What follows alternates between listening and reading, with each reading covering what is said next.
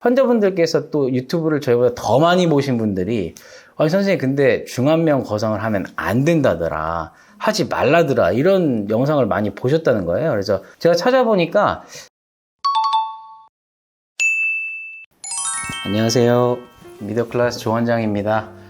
저희가 하안검 기획 프로그램에서 4강을 제가 준비를 했는데 오늘은 두 번째 시간 하안검 중에서 중안면 파트에 대해서 설명을 해볼까 합니다. 자, 지난번에 목차에서 설명드렸듯이 애교살에 대해서는 설명을 드렸고요. 이 강의 목적은 우리 하안검 수술에 관심 많으신 분들이 너무 공부를 많이 해오시다 보니까 저도 한 번 더 정리하는 의미에서 이런 자료들을 만들어서 보여드리면 정말 열심히 공부해 오시는 분들은 제가 놀랄 정도로 많이 기억하고 오시더라고요. 그래서 저도 이런 자리를 빌려서 이렇게 한번 설명드려보겠습니다. 그래서 파트 2 중안면이고요. 이 노화 그림은 지난번에도 보여드렸지만 이제 오늘 해당 사항 부위는 요 눈 밑 아래에서 요 앞광대 쪽 요 부위인데, 하안검 수술이 도대체 뭐냐 다시 한번 짚고 넘어갈게요. 그 하안검 부위에서 노안적 요소를 최대한 교정하는 수술법이라고 기억해 주시면 좋은데, 그 안에서 수술법 내용은 되게 많단 말이에요. 근데 오늘 저희가 중점 들여서 설명드릴 내용이 처진 앞광대 중안면 부위를 어떻게 거상하느냐, 왜 해야 되느냐, 하면 어떤 효과가 있느냐, 하면 어떤 또 한계가 있느냐, 이런 것들을 한번 설명드려 보도록 하겠습니다.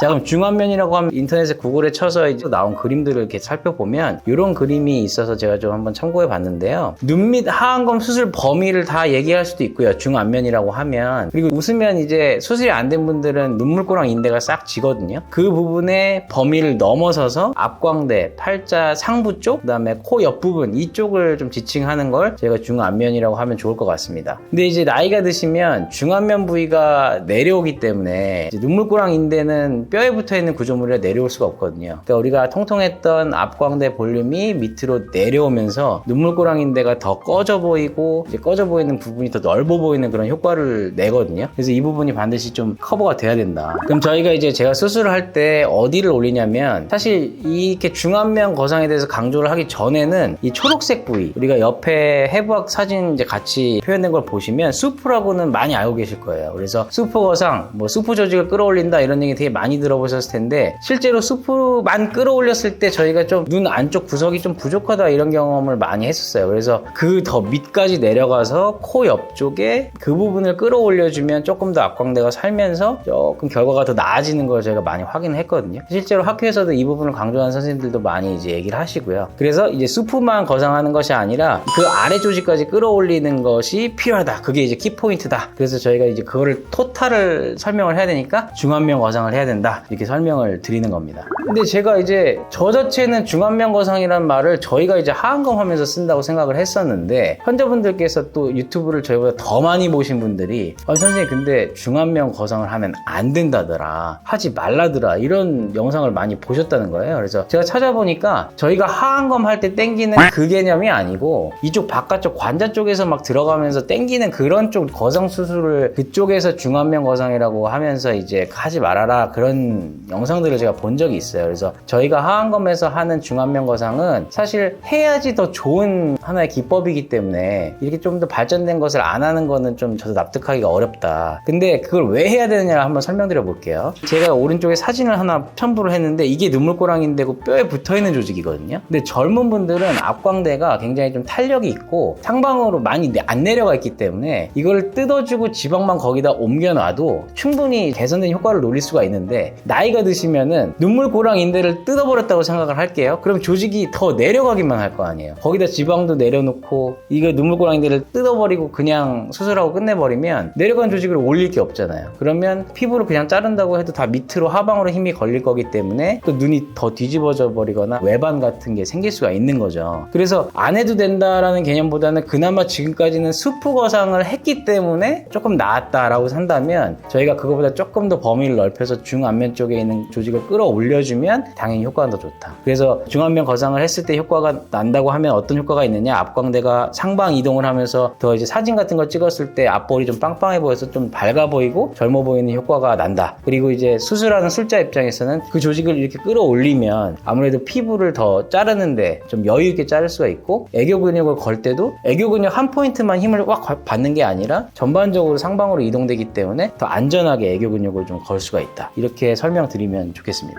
근데 이제 중안면 거상의 한계라는 게 있어요. 저희도 수술하다 보면 모든 사람이 사실 똑같게 생기진 않았잖아요. 또 그리고 그 사람 안에서도 오른쪽 왼쪽이 다르시거든요. 근데 김 원장님이 저 수술할 때 저는 그래도 앞광대 볼륨이 빵빵해서 수술하기가 그래도 좀 수월한 편에 속했을 거라고 저는 이제 생각을 하는데, 이 그림 한번 보시면은 우리 환자분들께서도 거울 보시면 자기 얼굴이 어떤지 판단이 가능하십니다. 옆면을 봤을 때 앞광대 이 볼륨이 눈 지방 볼록 튀어나온 것보다 더 앞에 있으시면은 사실은 수술하기가 조금 더 수월해요. 그러니까 그게 앞광대 볼륨이 이렇게 올라오면서 그 부분을 커버해주기가 굉장히 좋거든요. 근데 우리 환자분들 중에 앞광대가 밋밋하신 분들이 있어요. 그럼 옆모습을 찍어 놓으시면 눈 밑에 지방 볼록한 게 더 튀어나와 있고 앞광대가 좀 뒤로 들어가신 분들이 있어요. 이런 분들은 조금 중안면 거상에서는 앞광대 볼륨이 빵빵하신 분들에 비해서는 좀 디스어드밴티지가 있다. 그리고 우리 환자분들 중에 뭐 남성분들이 특히 그런 분들 많은데 술 많이 오랫동안 드신 분들 피부 만져보면 푸석푸석하고 막 말랑말랑 하거든요. 약간 제가 두부살이라고 표현을 하는데, 그런 분들이나 평생 안 웃으시는 분들이 있어요. 앞광대가 좀 훈련이 돼 있어야 그래도 좀 단단하게 상방으로 올려지는데, 근육 톤 자체가 좀 약한 분들은 아무래도 이게 당기는데 쉽지가 않다. 제가 이렇게 표현하면서 이렇게 손으로 올려드리거든요. 그럼 우리 환자분들이 이렇게 되는 거예요? 막 팔자도 좋아지겠네요? 그렇게 말씀하시는데, 이게 제가 손으로 잡는 게 아니고 실로 어떤 조직을 걸어 올려야 되잖아요. 그러면 단단하게 걸리는 조직도 필요하고 끌어올려줬을 때 그게 버티는 조직도 필요하잖아요. 근데 버티는 조직은 이 눈 밑 뼈예요. 뼈에 뼈막에다 거는 거기 때문에 뼈막 이상으로 올라갈 수는 없는 거죠. 당겨 올린다고 했을 때. 그리고 거는 것도 대부분 지방이나 조금 탄탄한 조직에다 걸어야 되는데, 예를 들어 뭐 잘못해서 근육에 걸었다 그러면 표정이 안 지어지거나 불편하실 거 아니에요? 너무 또 표면적에 가깝게 걸면 쑥 물고 들어갈 거 아니에요? 그러니까 아무래도 앞광대가 좀 빵빵하신 분들이 더 조직을 많이 물 수도 좀 수월하고, 물려도 좀 겉에서 많이 이렇게 깐하거나 그러지 않으시니까 이득이 있는 좀 측면이 있다. 그리고 또 하나가 이제 눈 밑 지방 부분이 넓은 분들이 있어요. 만큼씩 돼가지고 지방도 막 한 움큼씩 나오고 그러시는 분들이 있는데, 제가 아까 말씀드린 게 지지되는 역할을 하는 부분이 뼈라고 말씀드렸잖아요. 그 부분이 한참 내려가 있으면 아무리 끌어올려도 이 눈 밑 지방 그 면적 부분을 좀 가리는데 어느 정도 한계가 있겠죠. 그럼 이제 중안면 거상으로 안 되는 거, 이거는 효과가 아예 없는 거를 말씀드릴 건데, 그래도 해야 되지만 어쨌든 이걸 위해서 하는 건 아니다를 설명드리면, 1번 두부살이 탱탱살이 되진 않는다. 이거는 본인의 탄력도는 이제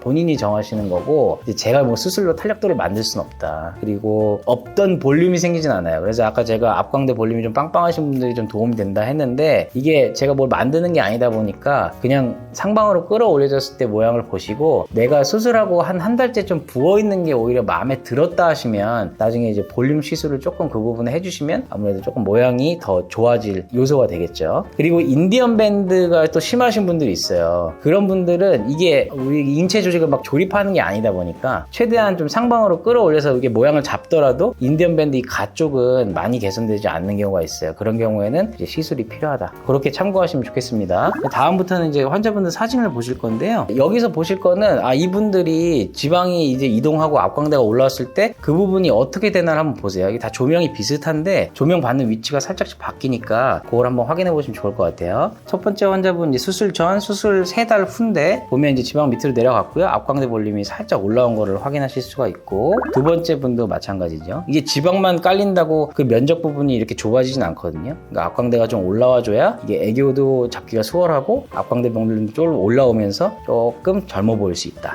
세 번째 사진, 수술 후 한 달 사진, 수술 전 사진 비교해 보시면 확연히 알 수 있으실 거고, 이건 남자분 사진이신데 남자분 지금 눈 밑에 지방 튀어나온 정도랑 면적이 넓으시거든요. 이것도 사실 그냥 지방 재배치만 하면 편편해지기밖에 안 되거든요. 근데 그래도 중안면을 조금 끌어올려주면 옆에 팔자도 살짝 개선된 거 보이실 거고, 근데 제가 사실 팔자가 개선된다고까지는 말은 안 해요. 이게 수술을 해보면 팔자 상방만 조금 개선되는 거고, 팔자는 이제 바깥쪽으로 당겨져야 되기 때문에 그거는 효과가 나는 건 아니지만 그래도 사진상 비교해 보시면 조금 나아지는 걸 확인할 수가 있다. 그 다음 분들 사진도 한 번씩 참고해 보시면 중안면 거상의 효과가 이렇게 난다라는 것을 알 수가 있을 거예요. 그리고 수술 전, 수술 후 한 달, 수술 후 한 달 웃을 때 눈 밑까지 확인하실 수가 있겠고요. 마지막 환자분 사진도 참고해 보시면 앞광대 볼륨이 조금 올라와서 사진 찍을 때 앞광대 쪽에 빛이 살짝 반사되는 것도 확인하실 수가 있고, 조금 통통해 보이고 젊어 보이는 것을 확인하실 수가 있을 겁니다. 그래서 제가 이 강의 중안면 거상을 왜 해야 되는지, 어떤 효과가 나는지, 그리고 한계는 뭔지에